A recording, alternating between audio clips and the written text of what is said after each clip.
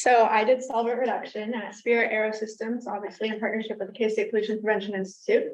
So a little bit about Spirit AeroSystems. We make airplanes. Obviously, we're a first level manufacturer, one of the world's largest first level manufacturers.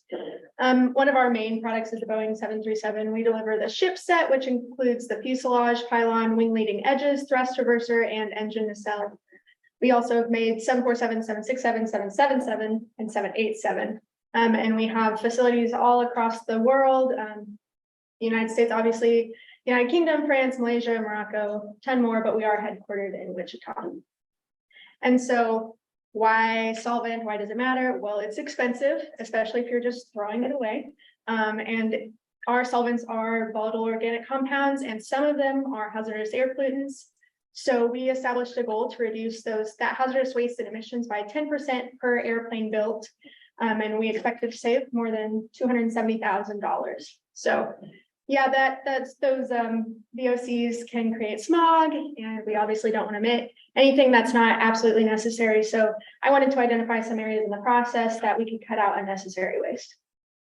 So I'm actually the third intern at Spirit AeroSystems. So I just wanted to mention kind of what's been happening leading up to me. So in 2021, Hannah looked at the bottle filling machine, because this is how we distribute our solvent. And it is like a 30-year-old machine. And so it was spraying solvent, and tons of waste came through that process. And then she also looked into the paint gun cleaning process and looking into a system where you could maybe not use solvent at all and maybe use an aqueous gun cleaning system. Those are usually attached to like a solvent recycling machine. So if you do have to end up using the solvent, after all, you can at least recycle it. And we use methylpropyl ketone for our gun cleaning and line flushing processes. And then the other one that she looked at, that I also looked at, was the returned solvent bottle waste process. So we use little pint bottles for our hand wipe processes. And when you return them, they're obviously supposed to be returned back to the distribution center empty. They're not always returned empty, and all that stuff gets dumped out. So I liked her little quote here that I stole off her report, which says, training and employee awareness will be key for the success of this project. If employees do not take responsibility and properly separate partially full bottles from empty bottles, then this problem will not be effectively solved.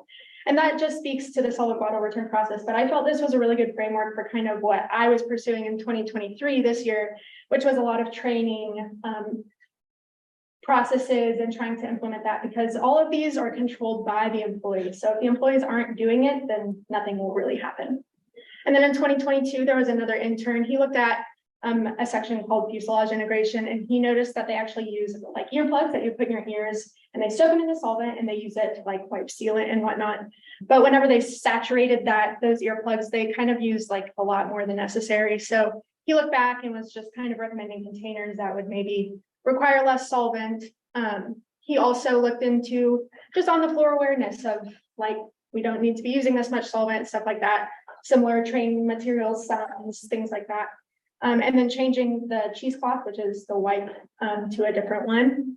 And he also looked into the bottle filling machine, but he recommended changing like the bottles themselves to maybe help better capture that and reduce solvent. And then also with the bottle return process about the empty and partially full bottles, he wanted to include proper signage in those areas saying, okay, if this is going to be the empty return area, this is going to be the full bottle return area, and make sure everyone was aware of which would go where. So I picked some of those. I continued on some of those projects. Not all of them were going to maybe work out the best way, but I did want to look into the hand wipe solvent process. So we use the 16-ounce pint bottles for wiping down the surface of the plane and stuff like that. We use methylpropyl ketone, which is the MPK, VMS 11.7, which is a Boeing mixture, isopropyl alcohol, a mixture of isopropyl alcohol and water, and then naphtha. So those are our 5 solvents that we distribute in the pint bottles.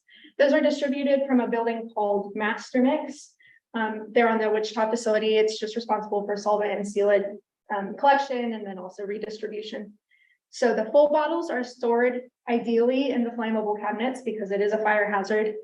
And that's just a great way to organize things. So if you want to go back and use a bottle, you know where to get it. And then if it's empty, it's supposed to be returned in these black crates here. And that sign says empty bottles only. So you would think that that would mean there were only empty bottles, but sadly there's not. So when those crates are taken back to Master Mix, every single bottle is taken off, that the lid is taken off and then dumped into a 5-gallon bucket, because sometimes there's Q-tips, sometimes there's like nuts and bolts, and then sometimes there's solvent, and they're supposed to be returned completely empty. So all those, the 5-gallon bucket, once it's full, is dumped into a 55-gallon drum, which obviously costs money to dispose of that. It's hazardous waste. And then once the bottles are finally empty, the way they should have been in the first place, they're refilled and redistributed using that filling machine. So I went down and watched this process of her unscrewing all the lids and dumping them out just to see kind of how much solvent we could expect to be returned. Well, we should expect none, but how much was really being returned. And over the course of about a week, I noticed about 22 gallons being returned just from the days that I watched. And then the 2021 intern did the same thing. So I kind of compared our numbers and they were almost the same. Out of coincidence, we both watched about 5,100 bottles being dumped and about 22-ish gallons being produced from those. So we kind of did a little calculation, and about a ½ ounce per bottle is being returned on average, which doesn't obviously seem like a lot, but I did note that out of the 22 gallons, so like, yes, some bottles are returned completely full, just out of an accident happens or whatever, it gets misplaced. Some are half full, but the majority of those 22 gallons are actually the bottles that are only 5 to 10% full. It's just that there's so many of them. So I really emphasized when I created the training and when I was talking with managers, like any amount of waste being returned in these bottles does contribute. It does have cost and it is a fire safety hazard. So this calculation is just to kind of show about 3.4% return, which again, doesn't seem like that much, but using our 2019 like normal production year numbers, that's 2,300 gallons in a year. So it really does add up because that's also associated with emissions, and then it has costs on the front and back end because you're paying for that raw material to be replaced, and then you're paying to dispose of it. So looking at about 7.8 tons of volatile organic compounds because they're all volatile organic compounds, and then the BMS 11.7, the MPK, and the naphtha are all also hazardous air pollutants. So 3.7 tons of those. And then the cost of that is about $27,000 just from people not putting things in the right place. So getting estimates from like managers, we figured by implementing training and spreading awareness, we could at least reduce that by half. Because if you really think about like what the process entails, it only takes one person to kind of identify which bottles need to go where to kind of clean up that area every once in a while to completely solve this problem. So we figured we could at least reduce it by 50% pretty conservatively. So savings of about $14,000. And then the second project that I looked into was those solvent distillation machines that could be attached to the gun cleaners. We did not go with the aqueous gun cleaning solution, but you can use it just with the solvent you were already using. So we use methylpropyl ketone. It comes in the big 55-gallon drums. And so we use it for our paint gun cleaning processes. So after you spray the paint out of the guns, the paint has to be cleaned out of those guns, or for line flushing. Neither of those processes are as highly regulated as like directly using it on the parts. So you can use recycled solvent and that works out. And then most vendors claim like a 99.9% purity rate anyway. So I can confirm and I can attest that once it comes out of the machine, it's clear and it still smells very strongly. So it's good solvent. And so we actually are leasing a 5-gallon machine right now. We started leasing it in September.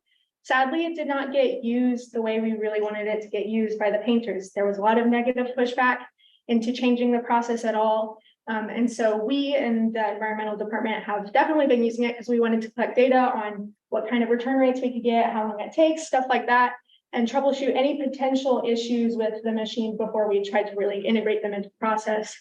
So I worked with the machine this summer. And these are just a couple pictures. This is on the left there. It's the solvent and paint waste that would come out of the guns. That goes into the machine there. It's lined with the bag. And then after the distillation process occurs, the solvent can be separated from the paint waste. And the paint waste remains in those bags. And then these are in the middle there. Those are two different types of paint. So that's why you have two different types of waste. The one on the left is obviously liquid. The one on the right kind of dried up a little more. But you just take the bag out and throw it away. It's obviously a lot less waste than dumping out all 5 gallons. And then this is just a little sample of the MPK that comes back out. So obviously very clear, and a lot more comes out than that, but that's just a little bit of it. And one of the great things that happened this summer was we were able to move it to a building where we actually host our paint training. So we had a paint training supervisor who was really excited about implementing a distillation unit and integrating it into the paint training process, which we thought was awesome because, especially experiencing all this pushback initially, there's, in my opinion, no better way to integrate it than to just put it in the training from the beginning. So they can't have an expectation of change or see anything that could be different because they'll already know how to use it and it'll be part of the process. So we were really excited to work with him, and he was excited to work with the unit. So that was awesome. This was just a couple of challenges from my time using it. It took a little longer, the distillation process, than we kind of expected, but that's okay because you don't have to like watch it while it's distilling. You can walk away and do whatever. So that doesn't affect much. Although it did also have a couple times where there's supposed to be no paint on the inside of the machine because you have the waste bag, the waste liner that takes all of the waste. However, there was a couple times I opened it and it was just like full of paint. And that was interesting. You can see the paint drips kind of down the side of the machine there. And you can just scrape it out, but obviously I didn't want to implement this until I knew what that was about. So we suspect with pretty high confidence that that's because whenever you're sucking the paint waste mixture out of the bottom of a 55-gallon drum, those solids, the paint solids, tend to sit on the bottom. So once you get to the bottom, the paint content is a lot higher in that mixture. And I don't think the machine did as well with that. So that was definitely some information that was passed on to the paint training supervisor who would be using it later.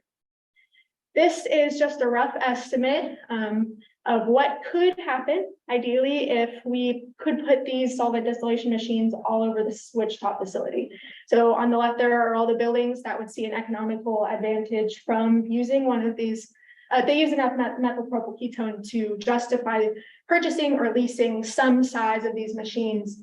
There's 5-gallon machines, 48-gallon machines, and 16-gallon machines from our vendors. So there's a lot of options depending on how much methylpropyl ketone you use, but I kind of went through and looked at their typical annual rate and kind of assigned one that would work for them, and then factored in the cost. And potentially, at some point in the future, if this could be installed all over the Wichita facility, that's over $600,000 in savings.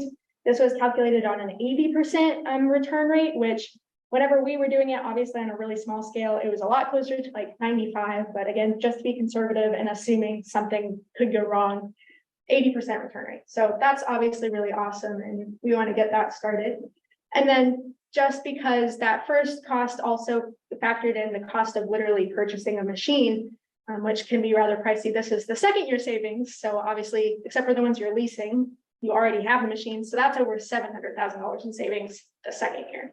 And these, again, are based on the 2019 production rate. So we kind of identified, as I said at the beginning, that training materials were the best way to approach this because all of this has to do with employee buy-in. So I worked on creating an internal training video, obviously for any Spirit employee, and it talks about solvent usage, and it talks about distillation units, and it talks about returning the solvent bottles to the proper location, things like that. After my time with the distillation machine, I put together for the paint training supervisor a couple of just like quick information sheets for him to use when he's starting to work with the machine since he'd never used it before himself.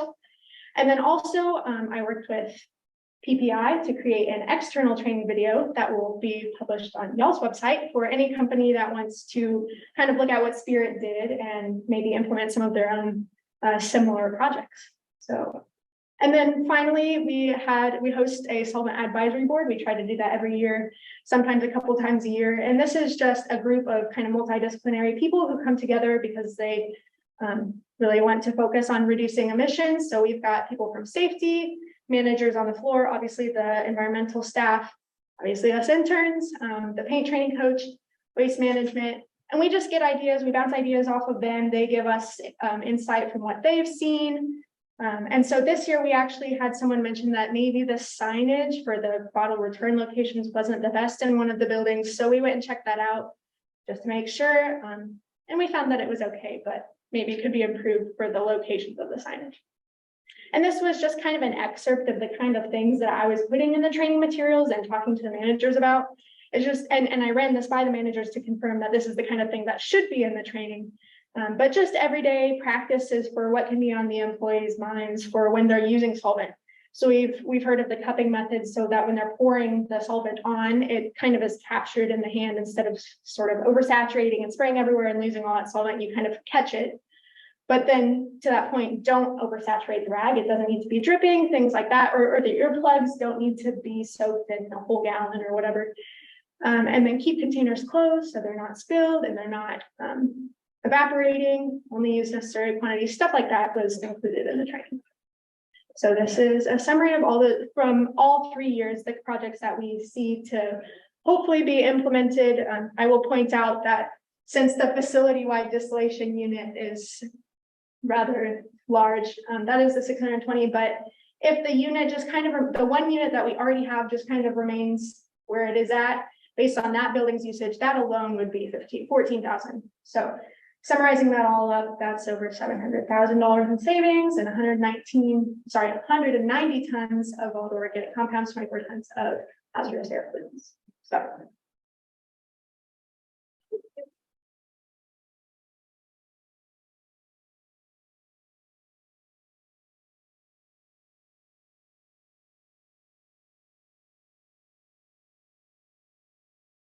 So I know lots about this project because I've been working with these guys here. So Alex and Hannah from Spirit.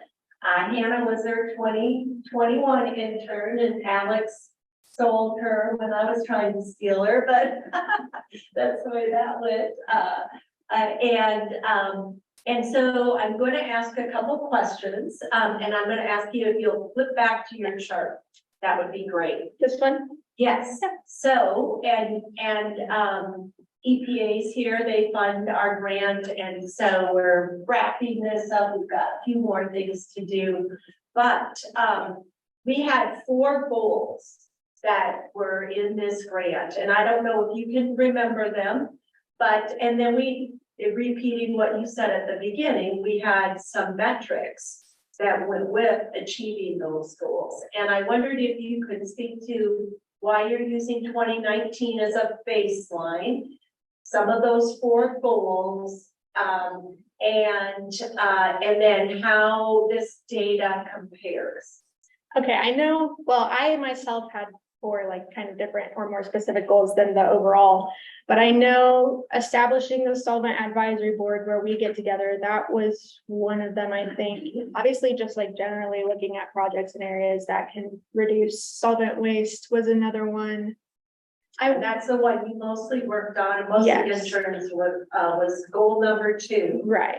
And then I think goal number 3 was the training. Yeah. Work that was your a lot of your training materials. Yeah. And then 4 is transferability to so that we can make sure that we're sharing the information amongst industry. Yep. So obviously those have been completed or at least in the works in some way. So yes, and then what else did you want to know? So I wanted you to the 2019. Yes. Yeah. And then the metrics. So 2019 obviously was pre-COVID, and COVID was quite an impact at Spirit. So when looking at current numbers, I wanted actually all 3 of us. So for one, it was a way of standardizing all 3 of our data to kind of make sure we were all on the same page and being able to compare it and normalize that data. But also we are still not, the numbers still don't compare to 2019. So using normal production rates is just more of a like long-term outlook of this is how much you definitely would be saving in the future. Right now, it's just not an accurate time to use anyway. It's just, it doesn't really reflect what we were at before. So that's why we picked 2019. And then, like I said, that helps us compare each of our 3 years of data to each other.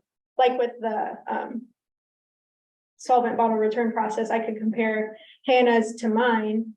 And yes, we did obviously our sampling in our respective years, but we measured off of, we calculated and forecasted based off of 2019. So, and then the percent, 10% per airplane built, that was obviously established for a similar reason. And thank goodness, because this was written in 2019. So if they had said, you know, we want to reduce solvent by this many gallons or whatever, that would be wildly differently possible now because we don't even use that same ratio like at all.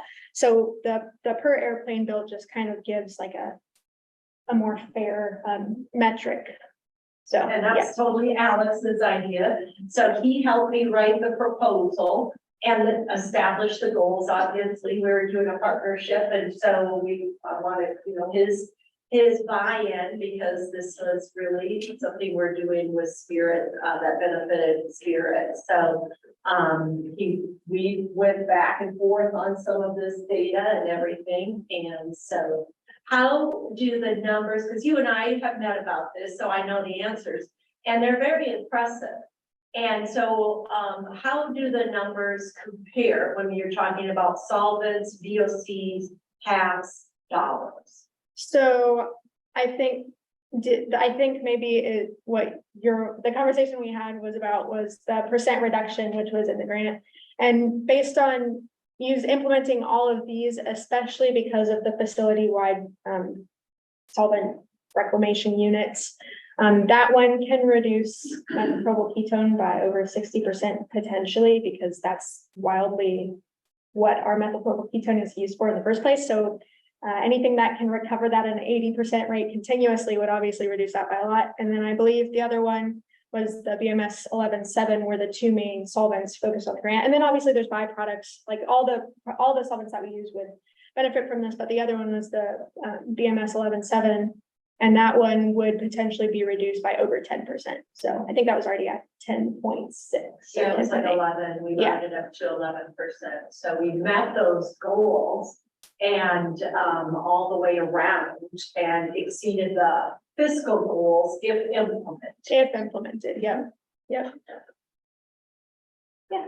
that's definitely the sticking point, is because it is, as Bill had said, this is an adaptive solution. It's winning the hearts and minds of the 6,000 plus mechanics on our shop floor that can potentially be applying these solvents. So we're not going to realize those numbers, right away, but we are working on realizing those numbers now that we know that they are possible. Right. So yeah, so the facility-wide, that was more just like a theoretical analysis of like, if we can get this to work, this would be great. But we do already have the solvent distillation machine that we're using. We are already working on, obviously the training videos are in the works, and then that is being integrated into the paint training, I guess, right now. So that is starting in August. So. And then one of those trainings, the one that we worked on, is available publicly. That was part of Spirit's commitment to this. So they're doing one internally that's got the Spirit brand on it and specifics. Yes, Spirit proprietary information that we can do internally. We can't have any Spirit proprietary information externally. Sure. And but the external one will be available on our website and on our YouTube channel. So we'll be pushing that one out, and Adelyn will be the voice of that. We've got it all drafted. It just has to be approved by communications at Spirit first. Will that be true with all of the projects? All the different organizations that you've done here today, will the information be available on the website? Yes, what we do, what our process is, and I should let Chris speak to this. So, yes, on our website, every intern or every company we work with will have their own case summary. So this is a 2-page summary of their internship programs, and they're going to be providing a similar table to each of those projects. So, of course, companies, they have their own internal report that is confidential to them, and they will be approving that case summary of what is posted. Presentations will also go online. And right, the video recording, the case summary, yes. Some of them we have actually, EPA now requires us to do a certain percentage as case studies. And those are a little bit differently formatted. They're probably, we know it internally, but they're a little more detailed and lengthy. And so we will have, Adelyn's been working on actually the summation, and she's going to be publishing a case study, or it's it's already done, so, right. We have some internal processes through QA that we go through, quality assurance we go through, and then it goes to an AP editor. And then from there, it's formatted, and it's sent to the host company, to give written approval. So, for those of you who are new, that was the process we go through, because if the company doesn't want something published, we're not going to publish it. Like we said before, we don't have host companies, we don't have an intern program. So this is really for the host companies, you know, obviously the Kansas environment, but the host companies. Yes, and there are also some other resources that we have on our website, so I'm assuming Adelyn's video will be something similar. We have some YouTube training videos, so we have some other resources, but that's one of the main commitments that we have with our grants, is that we are going to be providing and spreading out all these nice information that we get from this program. So, yes. I wonder what this intern has learned all this. Yeah. I think, so this is something I've been taught in my classes at Wichita State for industrial engineering, especially in like ergonomics classes, is the importance of employee buy-in and working with them, get their ideas, get their feedback, make sure it's something they want to do. And I think that's really become apparent in trying to implement some of these changes, especially at such a large level, is if they don't want to do it on any level, it won't happen. So just talking, becoming familiar with why they don't want to do it and raising awareness to them and focusing on reaching out to them, as opposed to, I think sometimes we just like to sit behind our desks and come up with really big ideas that are so great. And then, you know, it kind of falls flat. So that's probably my big takeaway. Good one. And I'm going to ask a follow-up question to your answer, basically. So, given that the bottle project, so what was your conclusion in terms of why we were returning the bottles not empty? What did they say? That is, we never talked to someone who, like, I don't think anyone really was like, I'm the one that's, you know, leaving the solvent out and things like that. I think just based on when we've gone a couple times and looked in different locations, one, there is adequate signage. So it's not a lack of information.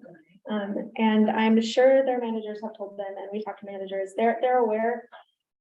I think a lot of it can be an organizational issue. I know last year, one of our largest return areas was actually reorganized because the flammable cabinets had, I think, initially been really hard to get to. And so things like that, they were like, well, we're not going all the way back there to put it away, even if that's protocol. Don't care. So that was rearranged, and I think that helped a little bit. But in my opinion, again, based on what I saw, it's not like half full bottles typically. It's just bottles with a little bit of solvent in. And my guess, I'm gonna give them the benefit of their doubt, is in their minds, you return full and partially full bottles to the flammable cabinets for you and someone else to use later. So if there's only a little bit left, you're like, I'm not gonna put that back in there for like the next guy who would hate me. So I think just an emphasis, but that adds up. So I think an emphasis on, well, you need to use up all of the bottle before you go and get a different one would be a really important thing to convey, and something that I tried to emphasize when meeting with the Solvent Advisory Board and when making the training videos. Is there like a way of, I don't know if this would be a quality concern, but ask them to empty somewhere, like a specific container? If there's like, so whenever they're returning the bottles and there's still a little bit in, but they don't need it for that day, is there a way to dump the leftover solvent somewhere? No, they don't like them combining bottles and stuff. Yeah, I'm going to say, okay. Again, based on the way there's like random things already in the bottles, I don't know if that's something we would ideally want to go through. They're supposed to just be putting them back in the flammable cabinets. Like that is the solvent that is reused and continuously, but no, they don't have like an aggregate bin. It's just supposed to go back on the shelf, but yes. Have you thought about, or I guess just think, like, hearing your answer to that about why they might have been returning it, is there any way to like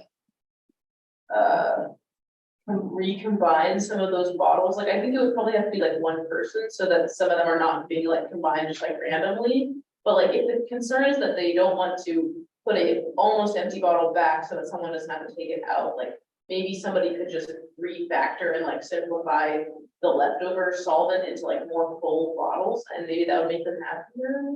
So I'm told that they're told not to do that. However, one of the people I was working with, did mention that at the time she was there, that was what she was doing. She was going around and combining them. They don't want them to do that. I'd imagine that's a contamination thing, maybe, Just random stuff. but also it's more work for someone to do that. So I think when you've reached the point, like maybe, yes, maybe it could be pursued, but I think when you've reached the point of assigning someone to do that, you should just assign someone to organize like the area. Yeah. Like just put the bottles back in the right place, so it's not an issue. So, I mean, it's kind of the same concept of like, if you could just appoint one responsible person that you trust to do it, it wouldn't be a problem. So, yeah, something along those lines. Yeah. Do you think that there could be a situation where, instead of putting the bottles back, because you guys have been pushing them to just use the whole bottle, that they would be just throwing away the solvent? Like unnecessarily using Unnecessarily it? just to empty, do you think that could be something? I think that is an important thing to balance. I don't know what they're gonna do. I already don't know that I fully understand their thought process right now, because to me, it's very clear. It's like empty bottles go here, and partially full bottles go over here. I'm not sure I can like predict what they would attempt to do. That has been another thing, is like the more you tell them to do something, the less they want to do it sometimes. I think that's just generally true. And so making just suggestions and reminders in a gentle and delicate way has kind of been my intent. Yeah.